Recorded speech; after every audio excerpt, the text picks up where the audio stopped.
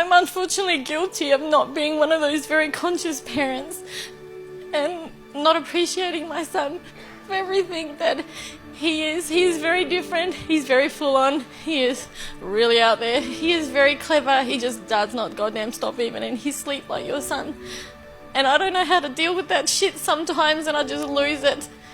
And we were talking last night about how we speak to our son. And I know I'm not a bad mum. I know that I only did what I knew then. Yeah. How old's your son? He's 8. Beautiful. Do you know the best thing about this scenario right now? What? Do you know when a child's brain becomes fully developed? When they're about 10? No, 28. Oh, 20, oh thank God, I could fix it. Yeah, you can.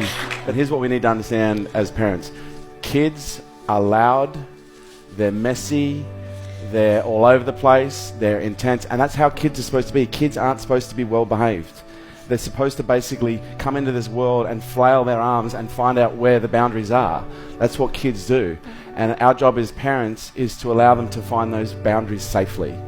And sometimes it's hard because what kids do is they come into this world and they behave in ways that press our buttons because we see so much of ourselves, in those children. What our kids need more than anything else is they need to learn how to regulate. Most of you who don't know how to regulate is because your parents never demonstrated it to you.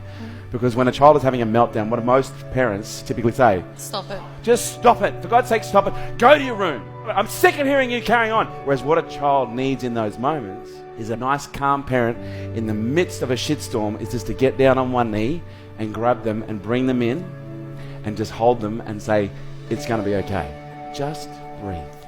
Just breathe. A child can feel the quality of your presence. And if you're just being with a child, but you're not present with a child, they will literally behave in all sorts of abstract ways because all they want is to feel your presence. Because every time you get pissed off, they may not get the form of presence that they want, but they get the energy. They get the connection. It might be a fit of rage, it creates more pain, but there's a part of them that goes, finally, I'm connected. We need to understand when a child is upset, they just need to be shown how to regulate. And you've got another 20 years to work it out.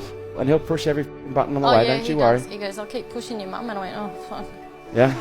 But that's their job. Their job is to make us strong, okay? Their job is to teach us. They're the greatest teachers you've ever had. Thank you. Thank you for sharing. 1, 2, 3.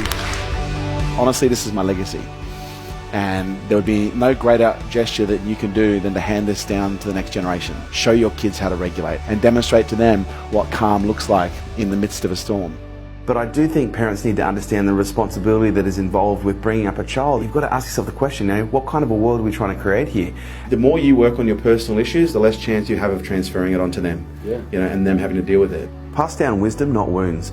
The greatest opportunity our kids have is by learning through the best example that we can give them. Our species really is dependent right now on a new generation of thought leaders coming through who are healthy, who are happy, who are balanced, who can look at things in a more conscious way and make better decisions than some of the decisions we're making right now collectively. I look at my business, I look at everything else, and he's my greatest legacy. I don't see myself leaving behind money. I'm leaving behind this incredible human being that if I condition, support, train and coach properly, he's going to be able to create and affect 10 times the change that I have in my lifetime.